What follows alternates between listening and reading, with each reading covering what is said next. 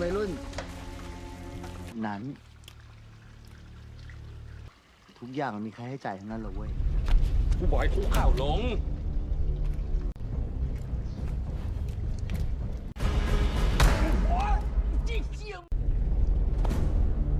จะสายไปขึ้นดูเอง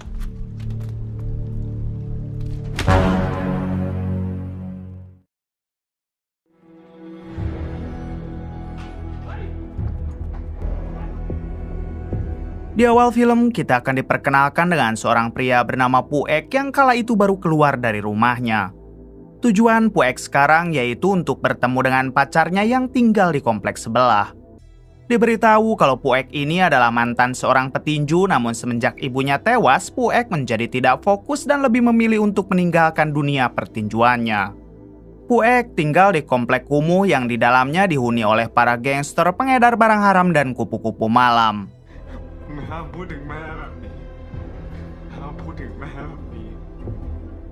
Tak berselang lama, Puek berhenti di sebuah warung untuk membeli soda susu. Akan tetapi bersamaan dengan itu, tiba-tiba ada seorang pria yang menghina Puek. Awalnya, Puek masih bisa sabar menahan semua hinaan tersebut. Namun ketika orang itu menghina almarhum ibu Puek, ia pun langsung mencekiknya.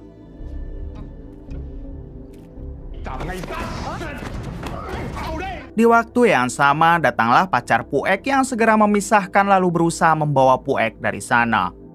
Sialnya, saat Puek hendak pergi, orang tadi malah mengatakan kalau saat ibunya masih hidup, si ibu goyangannya seru apalagi saat diranjang. Sontak hal tersebut membuat Puek semakin murka, lalu inilah yang terjadi.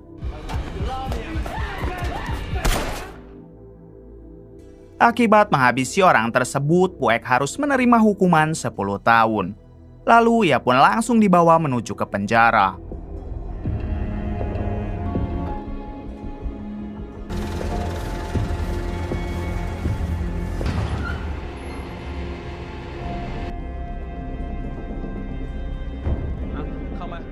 Setibanya di sana, Puek dibawa menuju ke ruangan kepala sipir bersama dengan seorang tahanan baru bernama Andri. Diketahui kalau Andri ini merupakan seorang waria di kota Bangkok. Kemudian Puek dan Andri diinterogasi oleh kepala sipir yang menanyakan kenapa mereka bisa sampai masuk penjara. Puek mengatakan kalau dirinya telah menghabisi seseorang karena orang tersebut telah menghina almarhum ibu. Sedangkan untuk Andri, ia ternyata dituduh menjadi pengedar padahal dirinya sama sekali tidak pernah mengedarkan apapun. Mendengar itu semua, si kepala sipir hanya menyarankan agar mereka berdua berkelakuan baik di penjara ini. Dan ia akan menempatkan Puek dan Andri di sebuah sel bernama Blok A.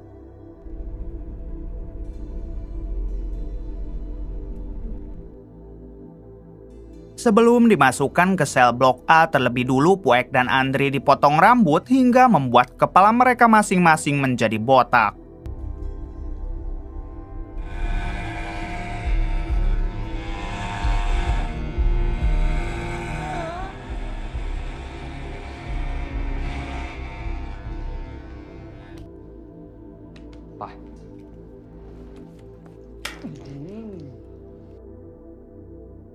Malam harinya terlihat Puek dan Andri yang sudah di dalam penjara tersebut. Diberitahu kalau sel Blok A dipimpin oleh seorang pria bernama Bear, ini orangnya. Bear adalah sosok pria kejam dan ia tidak akan segan menghabisi siapapun jika tidak menuruti perintahnya. Di sini Bear meminta tangan kanannya untuk membawa Puek dan Andri ke hadapannya karena mereka belum berkenalan. Saat dihampiri, ternyata Puek dan Andri sudah tidur hingga dengan kasar si tangan kanan membangunkan mereka berdua. Di sini yang terbangun hanya Andri saja, sedangkan Puek susah untuk dibangunkan. Kemudian si tangan kanan membawa Andri ke hadapan Bear sesuai dengan instruksinya. Bear menjelaskan kalau di dalam blok ini mempunyai aturan yang tidak bisa dibantah oleh siapapun. Yang pertama, para tahanan baru harus melayani semua kemauan Bear apapun itu.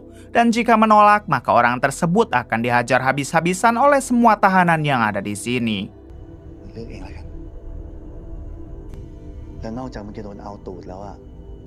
Kemudian Bear meminta Andri untuk menganunya karena sudah lama pedangnya tidak pernah diasah. Andri yang kebetulan cukup mahir dalam hal itu, ia pun terpaksa melakukannya meskipun di hadapan para tahanan lain. Di tengah hal itu, Bear memerintahkan tangan kanannya untuk memberi pelajaran kepada Puek karena dari tadi ia hanya tidur saja. Alhasil Puek langsung dikeroyok oleh semua tahanan yang ada di sel blok A.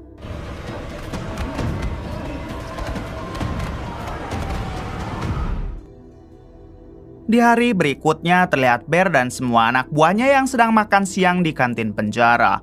Masing-masing dari setiap blok pasti berkumpul di sana untuk mengisi perut mereka. Tak lama memperlihatkan kelompok tahanan dari sel blok B atau 2 yang sedang makan juga.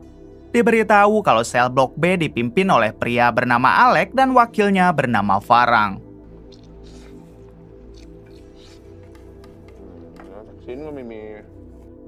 Selang beberapa saat datanglah Puek yang mengambil makanan dengan kondisi wajah yang sangat babak belur. Ketika Puek akan mencari tempat duduk, tiba-tiba ia dihampiri oleh tangan kanan Bear yang langsung menendang makanannya.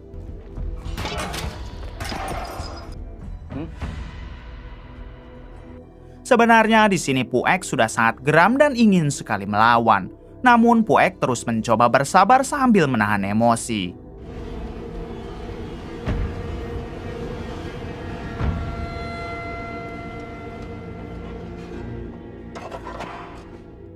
Farang yang merupakan wakil ketua blok B merasa kasihan ketika melihat Puek yang diperlakukan seperti binatang.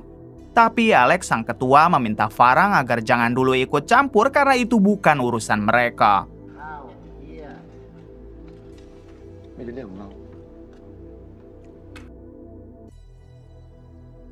Satu jam kemudian terlihat Puek yang sedang mandi bersama dengan para tahanan lain.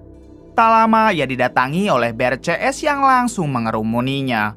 Di sini Bear menjelaskan kalau mandi tidak gratis sehingga Puek harus membayar. Puek menjawab jika dirinya tidak mempunyai uang sepeser pun jadi harus membayarnya dengan apa. Bear mengatakan kalau begitu Puek cukup berlutut saja di hadapannya. Setelah Puek berlutut, Bear membuka sandal dan inilah yang ia lakukan.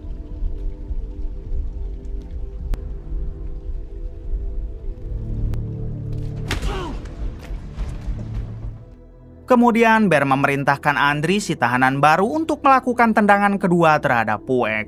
Namun Andri menolak karena ia tidak tega jika harus melakukan hal tersebut. Alhasil Bear pun balik menyerang Andri. Daripada terus disiksa, akhirnya Andri mau menuruti perintah Bear yaitu dengan menendang dadanya Puek.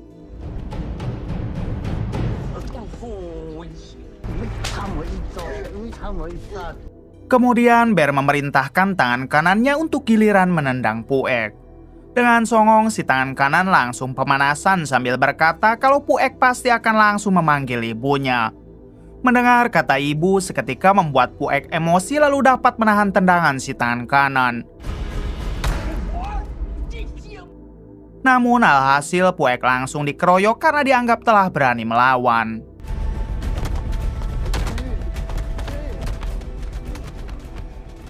Tak berselang lama terlihat Puek yang masih tergeletak pingsan setelah dikeroyok tadi.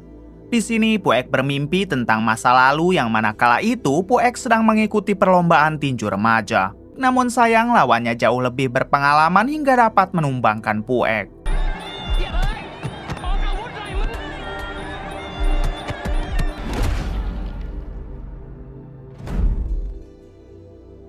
Setelah itu, Puek pulang ke rumah dan langsung diobati oleh mendiang ibu. Si ibu sempat meminta Puek agar jangan lagi bertinju sebab itu hanya akan melukai tubuh Puek. Puek mengatakan jika ia tidak bertinju maka mereka akan makan dari mana. Puek berjanji suatu saat dia pasti bisa membahagiakan ibunya meskipun dengan cara apapun.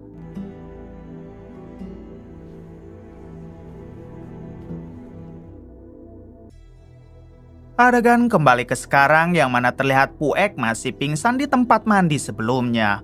Tak lama Puek diguyur oleh kepala sipir yang membuatnya terbangun.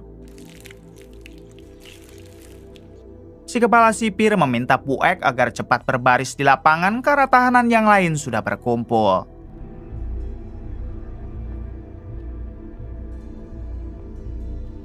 Setelah kepala sipir pergi, datanglah Andri yang memberikan sebutir jeruk kepada Puek. Andri meminta maaf karena tadi ia terpaksa harus menendang Puek atas perintah dari Bear. Puek pun sangat mengerti dan ia pun tidak mempermasalahkannya. Setelah itu, Andri duluan pergi ke lapangan sementara Puek akan memakan dulu jeruknya.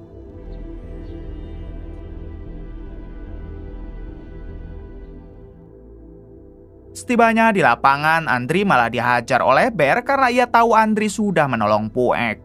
Andri dihajar habis-habisan, namun untungnya Puek datang dan langsung menantang Bear untuk berduel.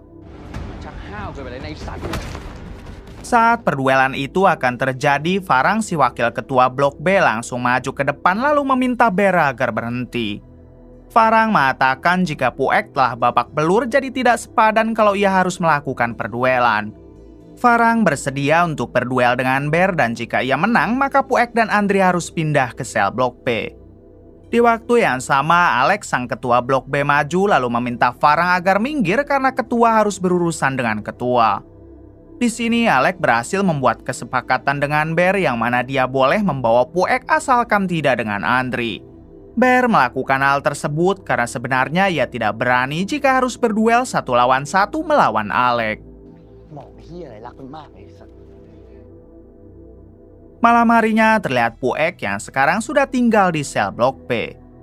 Tak lama ia didatangi oleh Alex dan Farang yang bertanya kenapa Puek belum tidur. Puek malah balik bertanya kenapa mereka mau menolongnya. Alex mengatakan kalau ia tidak suka melihat orang disiksa terus-menerus seperti Puek. Berbeda dengan Andri yang mana ia akan aman selagi Andri masih mau melayani Bear. Pada akhirnya Puek berterima kasih dan mulai sekarang ia berjanji akan mengabdi kepada Alex dan juga Farang. Kemudian Alex meminta Puek agar beristirahat dan besok ia akan mengobati wajah Puek.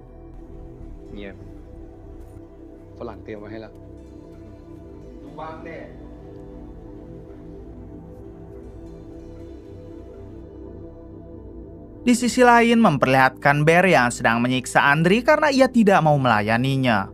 Lalu Bear meminta Andri agar tidur tanpa alas supaya Andri hidup seperti binatang. Singkat cerita memperlihatkan Puek yang semakin dekat dengan Alex dan juga Farang. Mereka berdua adalah sosok pemimpin yang sangat baik hati serta mempunyai jiwa solidaritas tinggi.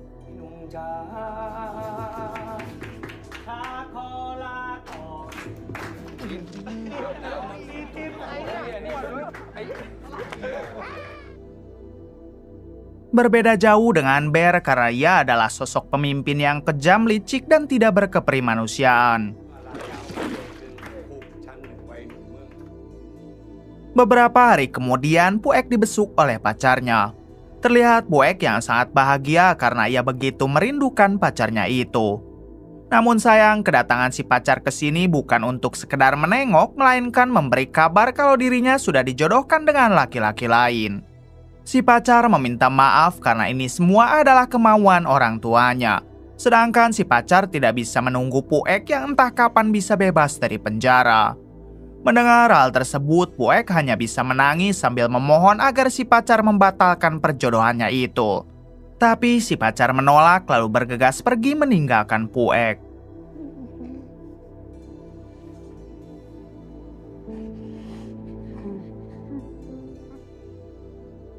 Saat keluar dari ruang besuk, Puek melihat Farang yang sedang berkelahi dengan Bear dan 2 anak buahnya. Sontak Puek langsung menolong Farang hingga inilah aksinya.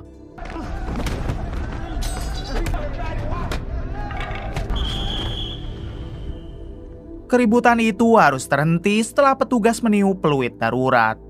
Ketika mereka semua tiarap, datanglah Alex yang tiba-tiba ikut tiarap persis di pinggir Bear. Alex bertanya apa sebenarnya yang Bear inginkan dan kenapa ia selalu membuat keributan dengan kelompok Alex. Bear mengatakan kalau ia ingin berperang dengan kelompok Alex untuk bisa saling menghabisi. Pada akhirnya Alex menyetujui tantangan dari Bear lalu mereka sepakat akan berperang di hari Sabtu mendatang. Malam harinya terlihat Andri yang sedang tidur lalu dibangunkan oleh tangan kanan Bear. Andri dipaksa untuk melayani si tangan kanan sambil ditonton oleh para tahanan lainnya. Andri yang menganggap dirinya bukan waria murahan tentu menolak perintah dari si tangan kanan. Akan tetapi si tangan kanan memaksa sampai ia nekat melakukan macam-macam. Pada faktanya di setiap penjara memang sering terjadi hal seperti ini termasuk di Konoha sendiri. Setelah itu si tangan kanan mempersilahkan tahanan lain jika ingin melakukan hal yang sama dengannya. Pada akhirnya Andri digilir oleh para tahanan lain tanpa adanya lagi rasa berkeprimanusiaan.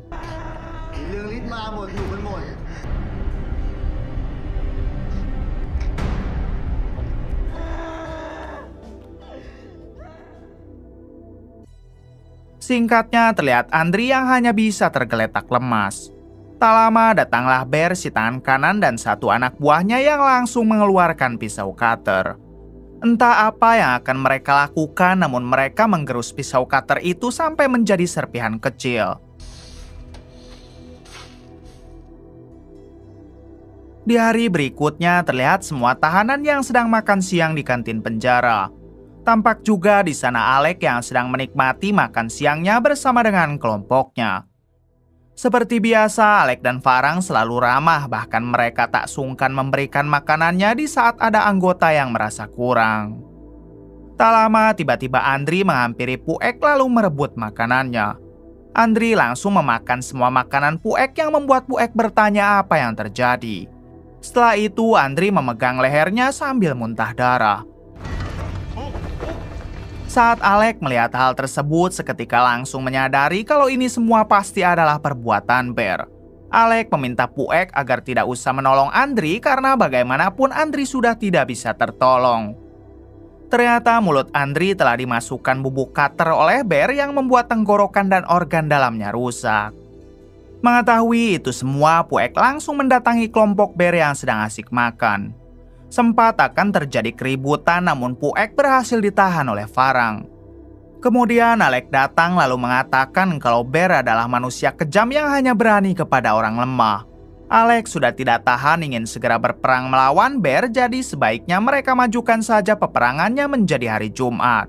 Dengan senang hati Bear menyetujuinya karena ia juga sudah tidak tahan ingin membantai kelompok Alec.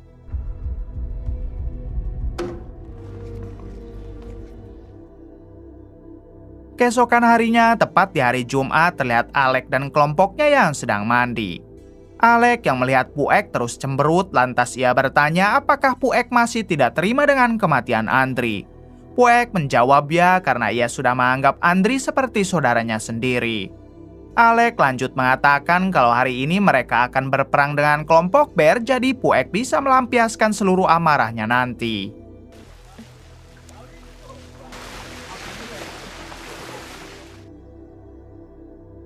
Siang harinya terlihat Alec CS yang sedang menunggu kedatangan kelompok Bear untuk perang di lapangan. Mereka semua sudah tidak sabar ingin mengalahkan kelompok Bear agar tidak ada kekejaman lagi di penjara ini. Tak berselang lama datanglah Bear dan kelompoknya hingga Alec CS langsung bersiap.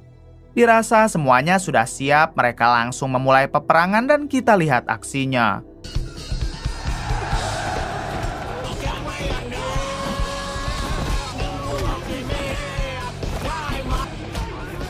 Di tengah pertempuran, sebetulnya kelompok Alec lebih mendominasi.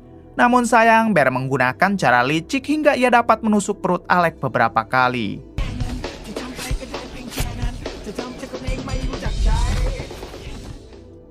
Di waktu yang sama, datanglah para petugas yang membuat semua tahanan langsung tiarap. Sang kepala sipir sempat menghajar sebagian dari mereka dengan pentungan. Lalu mengancam akan menambah hukuman 10 tahun jika mereka berani melakukan peperangan lagi.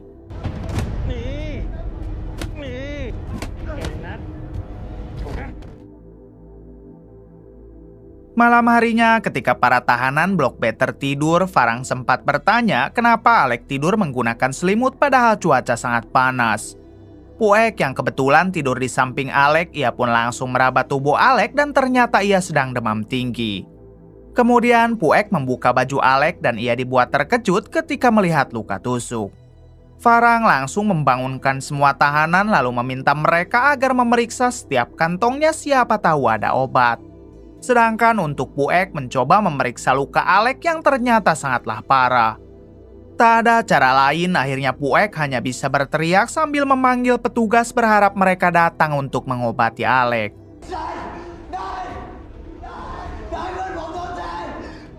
Namun meskipun sudah dipanggil beberapa kali, tidak ada satupun petugas yang mau datang. Tak lama, Alex yang sedang sekarat meminta Puek agar berhenti memanggil sebab itu percuma. Lalu Alex juga memerintahkan semua tahanan lainnya supaya tidur kembali. Kemudian Puek mendekati Alex dan memintanya agar bertahan. Alex menjawab sepertinya malam ini akan menjadi malam terakhir dari hidupnya.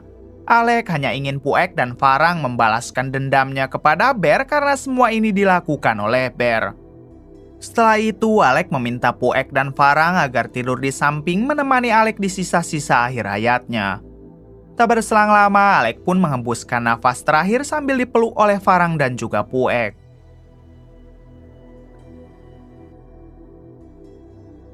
Pagi harinya, Puek dan Farang mendatangi Bear yang sedang mandi.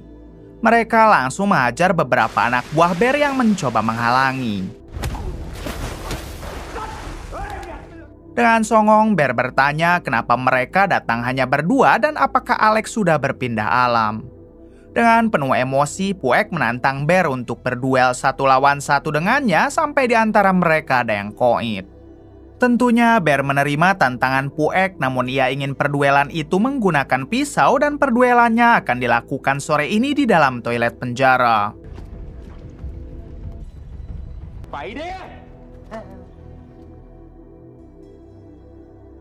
Tak berselang lama, terlihat Puek yang ditemani oleh Farang sedang mengasah pisau.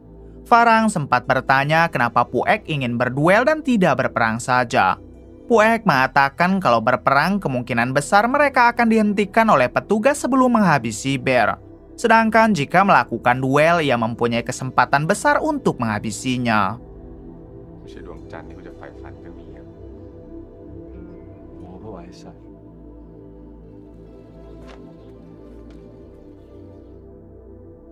Singkat cerita, sore harinya Puek, Farang, dan para anak buahnya sudah menunggu kedatangan Bear di toilet. Tak lama datanglah Bear bersama para anak buahnya juga. Di sini Farang meminta agar tidak ada yang berkelahi selain Puek dan Bear, sedangkan mereka semua cukup menonton saja. Dengan senang hati, Bear setuju lalu terjadilah perduelan.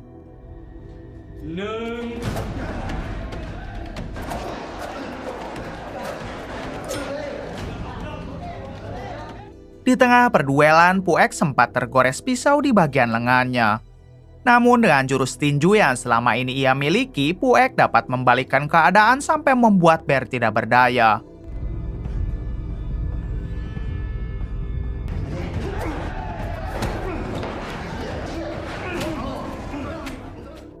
Tangan kanan Bear sempat ingin membantu, tapi Farang langsung turun tangan lalu mengingatkan agar tidak ada yang ikut campur dan jangan melanggar perjanjian. Kemudian Puek segera menghabisi Bear dengan mengunci lehernya sampai koit. Setelah Bear koit, datanglah para petugas yang langsung mengamankan mereka semua.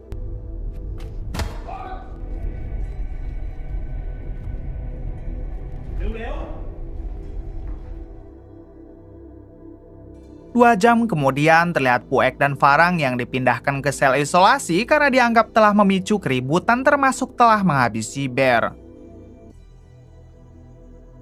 Singkat cerita, mereka didatangi oleh kepala sipir yang langsung memberikan makanan.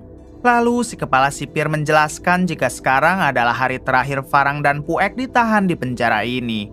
Karena sebentar lagi mereka akan dipindahkan ke penjara yang lebih kejam dan dipenuhi kriminal kelas kakap.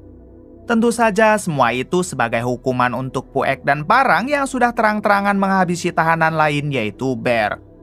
Puek sempat bertanya bukankah Bear juga telah menghabisi Andri dan Alex, lalu kenapa sebelumnya ia tidak ditindak? Si kepala sipir menjawab kalau Bear melakukan hal tersebut dengan sangat rapi dan tidak ada satupun orang yang bisa menjadi saksi.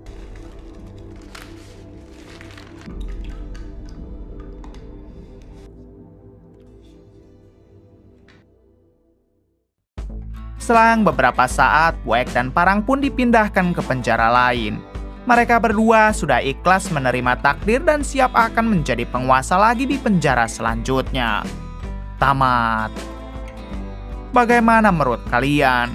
Oke, terima kasih yang sudah menonton sampai akhir. Mohon maaf bila banyak kesalahan. Salam dari Bray Movie.